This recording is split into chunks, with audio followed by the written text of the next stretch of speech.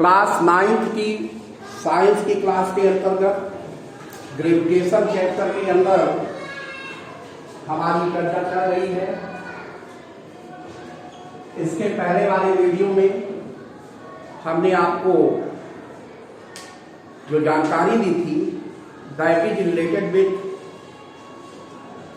Force of gravity, gravitational force and properties of gravitational force. यहां पर जो हम चर्चा करेंगे वास्तव में वो रिलेटेड है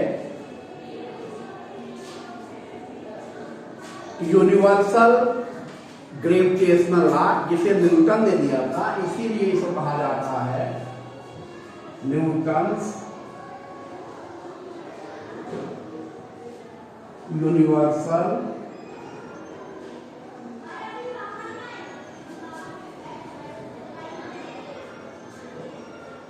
gravitational Newton's universal gravitational law. तो इस लॉ को हम लिख रहे हैं बोर्ड में, जिसे आपने नोट पे लिख सके। According to this law force of gravitation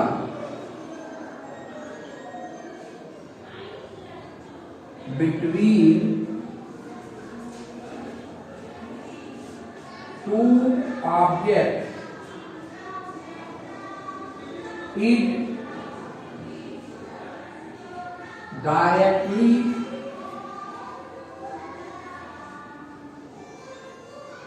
proportional to the according to this law force of gravitation between two objects is directly proportional to the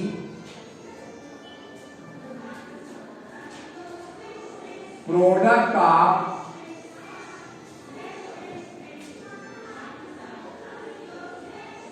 masses objects and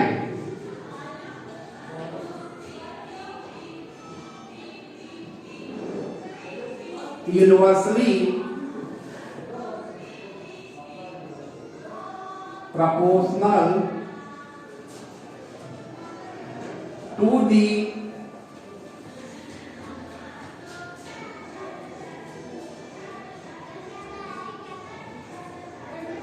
square of distance between them।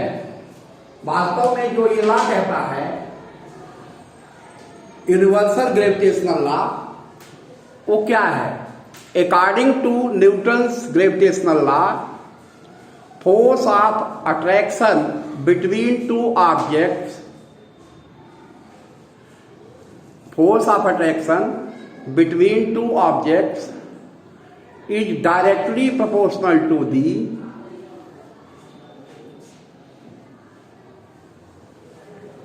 product of masses of the object। जो object के masses हैं उनके directly proportional होता है and inversely proportional to the square of the distance between them. आप पहले इस चीज को लिख लेंगे, नोट कर लेंगे, क्योंकि काफी इंपॉर्टेंट लॉ है। According to this law force of gravitation between two objects is directly proportional to the product of masses of objects and inversely proportional to the square of distance between them। इसका मतलब ये है, इसको हम mathematical तरीके से भी देखेंगे कि जो ग्रेविटेशनल फोर्स की वैल्यू है जिन ऑब्जेक्ट के बीच ये ग्रेविटेशनल फोर्स लग रहा है उनके मासेस और उनके बीच जो डिस्टेंस है उस पे डिपेंड करता है। तो जैसे दो ऑब्जेक्ट हम ले लेते हैं, एक ऑब्जेक्ट ये है और ये, इनके सेंट्रल के बीच जो डिस्टेंस है दैट इज d। इसका मास m1 है और इसका मास m2 है। दो ऑब्जेक्ट्स है, whose masses are m1 and m2। इनके मासेस जो दिए गए हैं m1 है और m2, इनके बीच जो डिस्टेंस है तो masses are m1 and m2। Distance इन ऑब्जेक्ट के बीच जो डिस्टेंस है दैट इज d। जो ग्रेविटेशनल फोर्स है,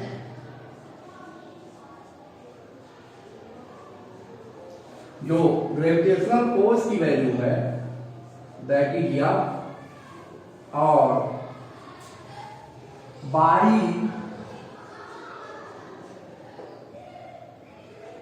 universal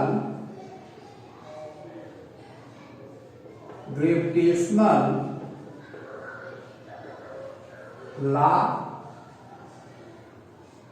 F is directly proportional to m1 m2 and inversely proportional to d square। होगा क्या वास्तव में, जब इसको हटाएंगे तो प्रोपोर्शनलिटी कांस्टेंट आएगा, तो ये कैपिटल G आता है, this is m1 m2 upon d square. तो यहां पर G जो है यूनिवर्सल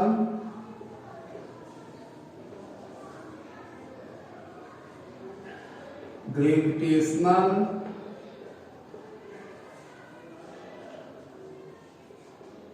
कांस्टेंट। देखिए मैथमेटिकल वे में यूनिवर्सल ग्रेविटेशनल लॉ को हमने कैसे एक्सप्रेस किया है, इसको आप यहां देख सकते हैं। सी हियर, वास्तव में जो ऑब्जेक्ट दो है वो उनके बीच मास जो है m1 और m2 है, इनके बीच की जो डिस्टेंस है that is d। If masses are m1 and m2 and distance between them is d and gravitational force is F, gravitational force की वैल्यू F है, तो by universal gravitational law, universal gravitational law ये कहता है कि जो F की value है that is directly proportional to the m1 m2। तो ऊपर m1 m2 है, आप देखिए F लिखा है हमने, डायरेक्टली प्रोपोर्शनल लिखा है m1 m2 upon d square. d square का मतलब है कि स्क्वायर के यानी इस डिस्टेंस के स्क्वायर, जो डिस्टेंस है उसका स्क्वायर कर दे, उसके वास्तव में यूनिवर्सली प्रोपोर्शनल है स्क्वायर के डिस्टेंस के। तो जो स्क्वायर डिस्टेंस के स्क्वायर के यूनिवर्सली प्रोपोर्शनल है, तो या directly proportional to m1 m2 upon d square. अब प्रोपोर्शनल को हटाने के लिए हमें एक प्रोपोर्शनलिटी कांस्टेंट रखना पड़ता है, वो है कैपिटल G, जिसे कहते हैं यूनिवर्सल ग्रेविटेशनल कांस्टेंट। तो जो फाइनल फार्मूला हमारा मिल जाता है F equal to G into m1 m2 upon d square. जो एक फार्मूला मिला हमें F equal to G into m1 m2 upon d square मिल गया है। तो ये वैल्यू जो आई है ये ग्रेविटेशनल फोर्स की है according to Newton's law of gravitation. आगे हम वीडियो में और बढ़े, कैपिटल G के यूनिट के बारे में चर्चा करें, उससे पहले हम यहां प्रॉम्प्ट क्वेश्चन पूछ लेते हैं कि अभी जो हमने यूनिवर्सल ग्रेविटेशनल लॉ बताया है न्यूटन का, ग्रेविटेशनल फोर्स की वैल्यू मास इंक्रीज करने पर क्या होगी? When masses of object are increased, then what happens to gravitational force? First option, decreases. Second option, increases. Third option, remains constant. तो इनमें से जो सही ऑप्शन है, आप प्रॉम्प्ट में जाएंगे, क्लिक करके आंसर को सबमिट करेंगे। अब जैसा कि हमने निकाला है F equal to G m1 m2 upon D square, इससे unit of capital G universal gravitational constant की यूनिट निकालेंगे in SI system, international system में हम कैसे निकालेंगे? तो पहले G equal to F D square upon m1 m2, तो G इक्वल टू फोर्स की यूनिट होती है न्यूटन इंटू मीटर का square upon KG into KG. तो जी की यूनिट आ जाएगी newton metre square upon KG square. This is unit of universal gravitational constant. तो यूनिवर्सल ग्रेविटेशनल कांस्टेंट की यूनिट हमने कैसे निकाली है? हमारे पास फार्मूला है F equal to G into m1 m2 upon D square. हमने क्रॉस मल्टीप्लाई कर दिया तो G इक्वल टू जो हमें रिलेशन मिल गया दैट इज इक्वल टू, जो हमें रिलेशन मिला यहां पर वो सीधा साधा रिलेशन मिल गया है, G equal to F D square upon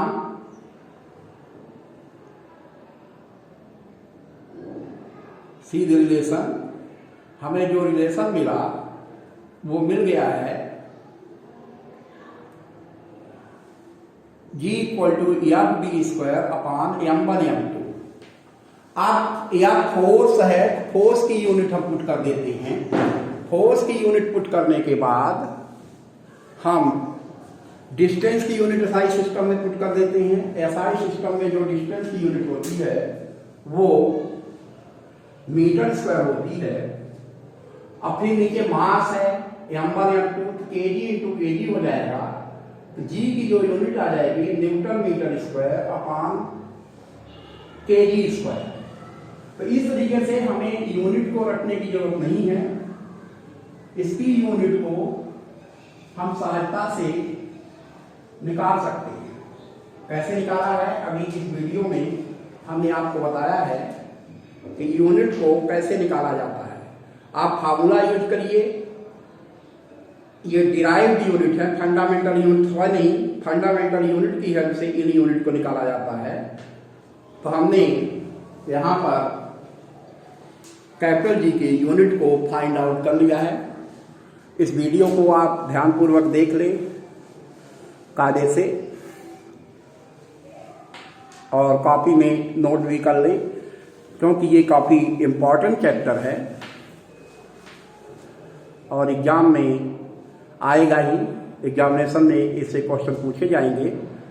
इसलिए आपके लिए आवश्यक हो जाता है कि जो फिजिक्स में आपकी क्लास में सभी वीडियो जा रही हैं उनको बारीकी से देखें, प्रॉम्प्ट का आंसर करें और उनकी नोट्स भी साथ में बनाते जाएं। कॉपी में ये देखी जाएंगी नोट्स, जरूर देखेंगे समय आने पर। अभी से आपको बताया जा रहा है, इसे ध्यान में रखिएगा। धन्यवाद।